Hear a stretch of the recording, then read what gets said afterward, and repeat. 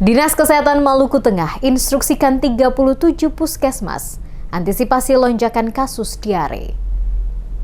Dinas Kesehatan Kabupaten Maluku Tengah telah menginstruksikan 37 puskesmas yang terdapat di 18 kecamatan pada Kabupaten Maluku Tengah untuk mengambil langkah antisipasi kemunculan penyakit diare dalam beberapa pekan terakhir ini. Demikian disampaikan langsung Kepala Dinas Kesehatan Kabupaten Maluku Tengah, M. Jali Talauhu, menyikapi puluhan warga terutama anak-anak yang terkena penyakit diare dan saat ini menjalani perawatan di RSUD Masohi. Dijelaskan Talauhu, pihaknya telah memerintahkan melaksanakan PHBS atau perilaku hidup bersih dan sehat yang digalakkan oleh puskesmas sebagai pusat layanan kesehatan untuk meningkatkan kesadaran dan kemampuan masyarakat dalam mempraktikkan gaya hidup sehat, baik secara individu maupun komunal. Tujuannya adalah mencegah penyakit, menciptakan lingkungan sehat, dan meningkatkan kualitas hidup masyarakat secara umum. Langkah ini dianggap penting guna mengantisipasi akan adanya korban berikutnya. Jika pada lingkungan tempat tinggal masih banyak yang belum memiliki kesadaran akan kebersihan lingkungan, pola hidup tidak sehat, serta mengkonsumsi makanan yang telah tercemar bakteri. Hal ini akan mudah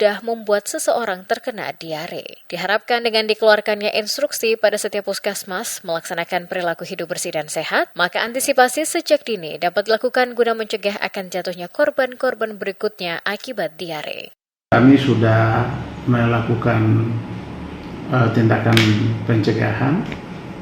Kami sudah memerintahkan seluruh puskesmas, bukan hanya di 2 puskesmas tersebut, namun kami sudah menyurat memberikan himbauan ke seluruh 37 puskesmas yang berada di 18 kecamatan se-Kabupaten Maluku Tengah supaya untuk memperlakukan